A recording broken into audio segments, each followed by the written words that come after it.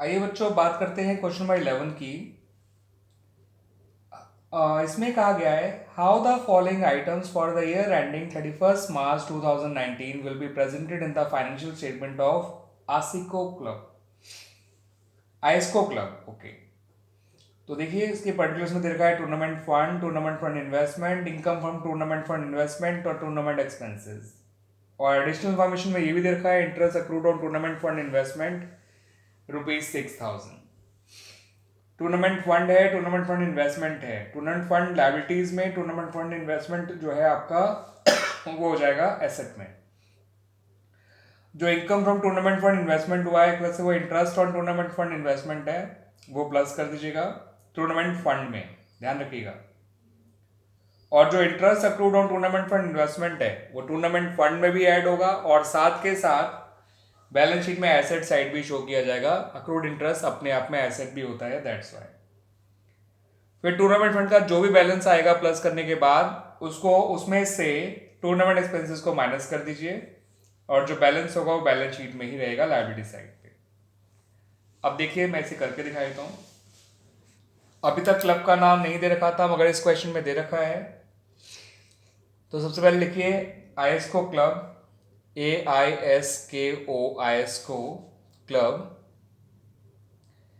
यहाँ लिखिए balance sheet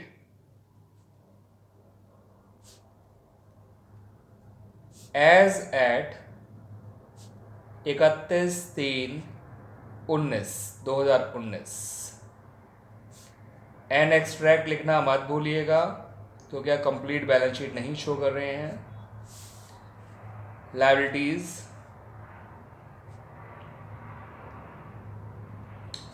amount, assets amount. ठीक है बच्चों,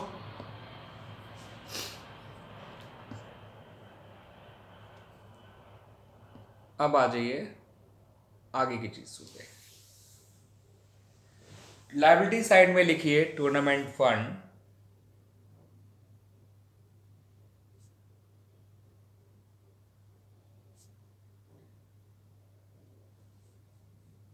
₹1,50,000।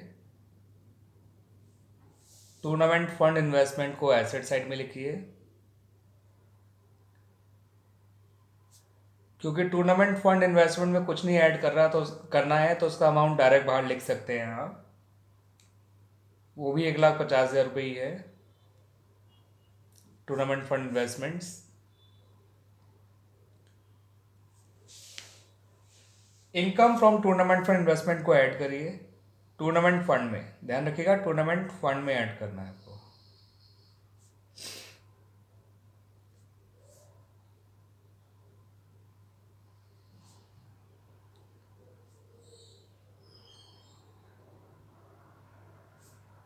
और ये है ₹18,000। अक्रूड इंटरेस्ट को भी प्लस करिएगा,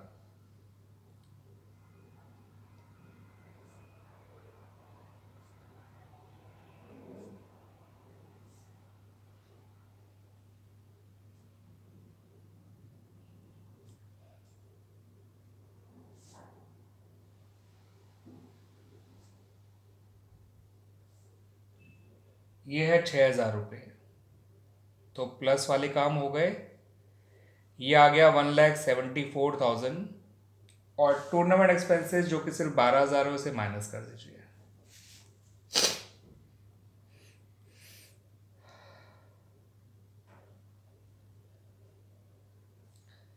ये आएगा 1,62,000 इसका बैलेंस। एक बात और ध्यान रखिएगा बच्चों, जो अक्रूड इंटरेस्ट है वो एसेट साइड भी लिखा जाएगा।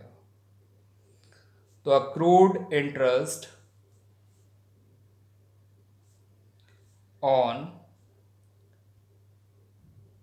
टूर्नामेंट फंड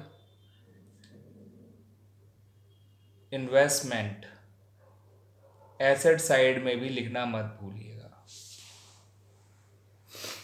तो अक्रूड इंटरेस्ट का ट्रीटमेंट दो जगह हुआ, एक तो वो टूर्नामेंट फंड में ऐड हो गया और दूसरा वो बैलेंस शीट में एसेट साइड शो किया गया। ठीक है बच्चों।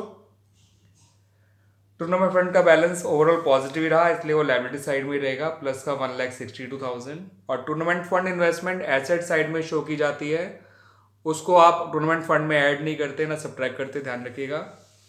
अक्रूड इंटरेस्ट का ट्रीटमेंट दो जगह हुआ है, इस बात को ध्यान रखिएगा। एक बार वो टूर्नामेंट फंड में प्लस हुआ है और एक बार वो अपने आप में एसेट भी है, इसलिए उसको एसेट साइड में शो भी किया गया है। ठीक है बच्चों। अब आ जाइए बच्चों क्वेश्चन नंबर 12 पे।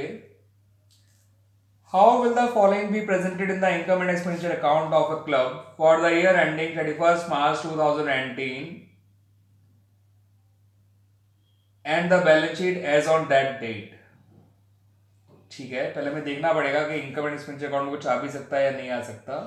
ठीक है बच्चों, आपको टूर्नामेंट फंड दे रखा है 1 अप्रैल 2018 को, जो कि 3 लाख रुपए है। टूर्नामेंट फंड इन्वेस्टमेंट जो उसी दिन कराई गई है वो भी 3 लाख रुपए है।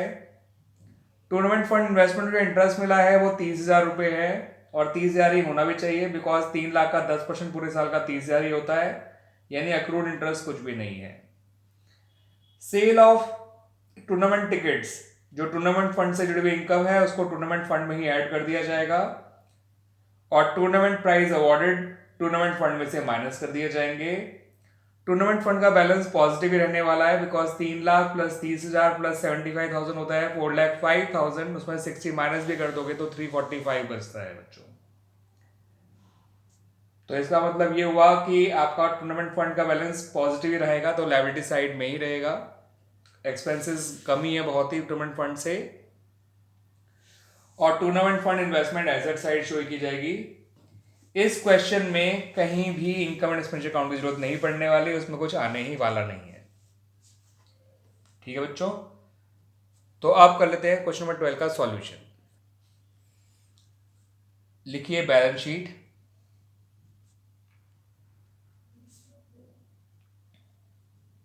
And extract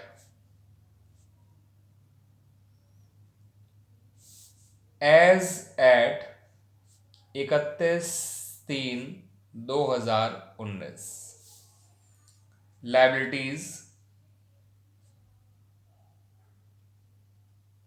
amount assets amount. ठीक है बच्चों, लायबिलिटी साइड में क्या क्या आएगा देखिए। सबसे पहले लिखिए टूर्नामेंट फंड,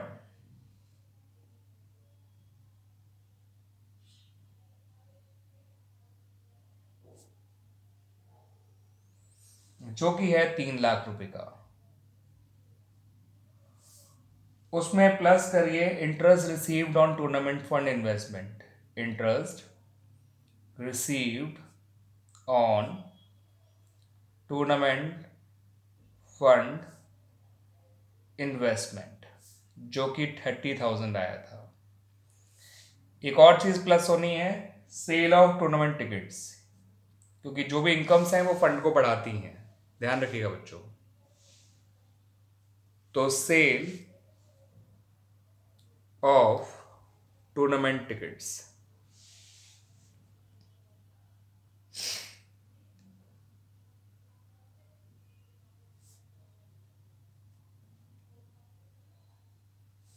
और वो है 75,000। ये जोड़कर आ गया बच्चों 4,05,000। उसमें से माइनस कर दीजिए टूर्नामेंट एक्सपेंसेस को, जो कि है 60,000। ये आ गया 3,45,000। एसेट साइड में केवल एक ही चीज आएगी, that is 10% tournament fund investment, जो कि खुद भी है 3 लाख रुपए। अक्रूड इंटरेस्ट बिल्कुल नहीं आएगा बच्चों। द रीजन इज कि आपको पूरे साल का इंटरेस्ट 30,000 मिल चुका है। अक्रूवल कंसेप्ट के हिसाब से भी वो 30,000 होना चाहिए, और रिसीव भी 30,000 ही किया है आपने। ठीक है बच्चों, तो इस तरह से क्वेश्चन नंबर 12 कंप्लीट हो जाता है बच्चों। इस वीडियो में इतना ही, क्वेश्चन नंबर 11 एंड 12। ठीक है बच्चों, आगे क्वेश्चन बाद में करेंगे, अगले वीडियो में बात करेंगे अगले क्वेश्चंस की। इस वीडियो में क्वेश्चन नंबर 11 एंड 12 ही मैंने किया है बच्चों, एंड आई होप आपको ये दोनों क्वेश्चन अच्छी तरह समझ में आ गए होंगे। ये देख लीजिए क्वेश्चन नंबर 12 के सॉल्यूशन को कंप्लीटली। एंड मेरी रिक्वेस्ट बच्चों आप लोगों से यही है कि आप मेरे वीडियोस को ज़्यादा से ज़्यादा लोगों तक पहुँचाएँ, मेरे चैनल को लाइक करें, सब्सक्राइब करें, एंड मुझे फर्दर एनकरेजमेंट प्रोवाइड करें ताकि मैं और अच्छे good quality videos with good quality content मैं अपलोड करता रहूं। ठीक है बच्चों, थैंक यू।